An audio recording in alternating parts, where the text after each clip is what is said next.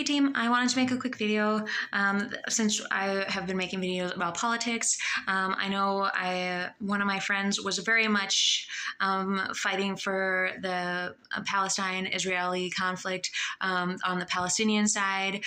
They were talking about the politics and the United States' role in the war, the genocide that was occurring there. And it was tough because my friend had internalized it and was dissociating from all other areas of conversation, topics of conversation. It was just about the war, just about the Israeli-Palestinian conflict. And so I actually did not comment on it at that time, but I know I let that friend down, and that is a shame on me. I don't see why I couldn't articulate myself better and represent myself better in the discussion of it. It's an important issue, and it does deserve time and our attention. And I just made a video a little bit hashing out some of the details without naming the name of the conflict and what was going on. And, because the United States was providing the Israelis with weapons for the genocide, and my friend was adamant against it. I also agree that I am not really comfortable in trading weapons to probably anyone.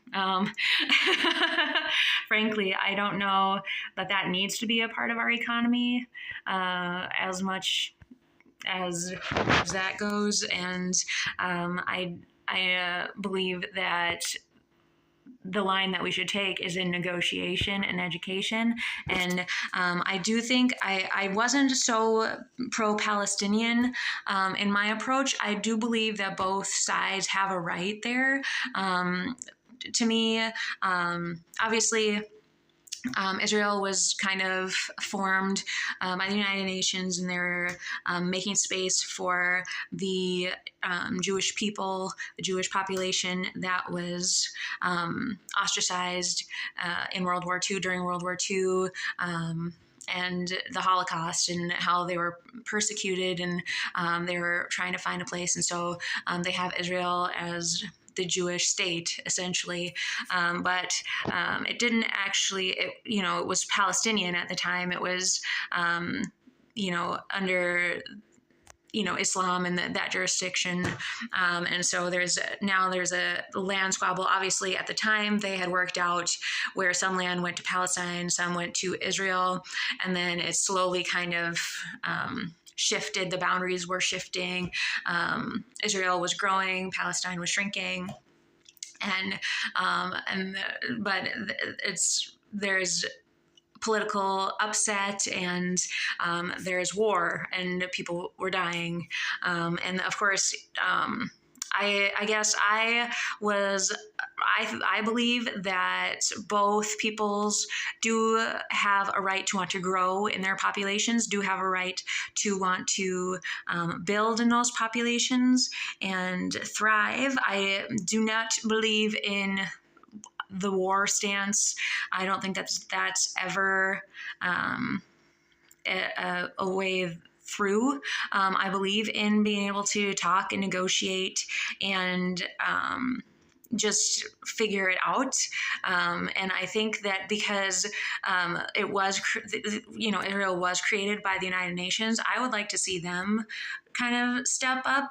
And they, from what I read, they were kind of letting Israel kind of take over and figure out its own stuff after the formation. And I don't know that showed any foresight whatsoever. I believe that we should have been able to foresee that this would be a conflict, that this would be an issue. And I would like to see them figure it out. I know taking obviously this isn't a lighthearted conversation. This is very important. People are dying. Literally, people are dying. And so, but I said, what if we were able to find space for these people that would be amenable to them, that would, satisfy their need for growth, that would not be like in that conflict zone. And so, and I was kind of joking. I was like, give them like land. I was joking. So, and it was probably in poor taste, but I was like, get them both, a tropical island, a paradise. And the people who aren't like set in that specific land, you get to move to a tropical paradise. I don't think they're going to be that mad. Of course, then they're going to keep growing and they're going to try and expand farther, and we'd have to figure out. So that's not necessarily sustainable, but it was me being a little off the cuff and kind of a snot. But then I also said South Dakota, give them South Dakota, which also was argumentative and potentially offensive.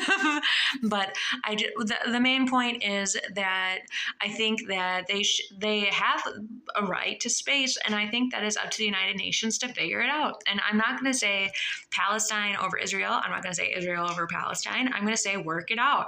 Make sure that both can live sustainable, happily ever after lives. And I don't care. I don't need excuses. I don't need more bloodshed. I just need to see those populations move forward. And and so it's a tough conflict. It's difficult. It's ugly. And I don't think that there needs to be bloodshed in order to exchange words, in order to exchange power. I think that, and of course it's been, throughout history, there have been wars and always boundary disputes and, through, Ukraine and all these things and the constant expansion. And that's kind of a part of history. But I know, like here in the United States, I don't think that we need to expand per se. I think that we have plenty of, a land, and I think that we've got a lot of opportunity where we are. And there are like nice communications between countries where we can visit plenty, and there's a visa process. We can go work in overseas, and we can have those multicultural experiences, and we don't need to expand our own boundaries per se. We've got our own problems that we have to fix. We've got to balance and socioeconomic disparity and things like that. So we've got our own issues, and so I don't think that would benefit us more than other things. But I don't want to see people hurt because of a land dispute like this. So I believe that they should sit down with other countries, people who have power and are able to look at the boundaries and see, what they could do to accommodate both populations, and because they both deserve space and they both deserve to grow and learn and expand. And so I'm sure that we can accommodate that without bloodshed. So I'd like to see everybody come together on it, obviously, because everybody said, nope, we're putting it in exactly the same space.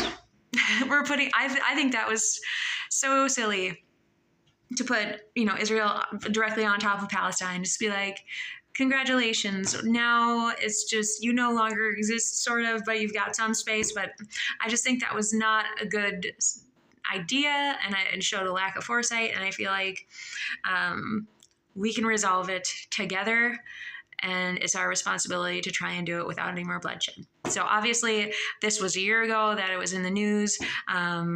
Yeah, well, it's, it's been reflected in, however many nonprofit organizations looking for money to stop the bloodshed, to help the peoples, but it's still there. So, good to kind of bring up and talk about, but I offended my friend. I didn't say anything really about it overtly when it was her issue.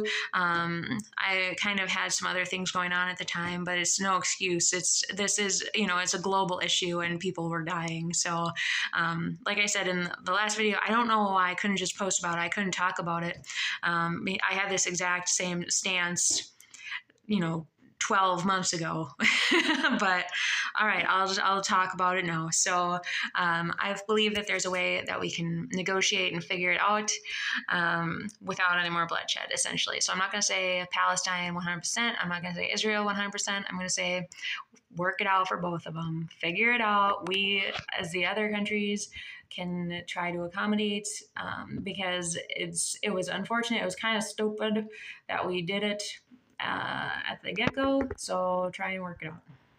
So that's what I think. And please do agree, disagree. Like I said, I just don't want to see any more people die over this. So, okay, thanks. Bye.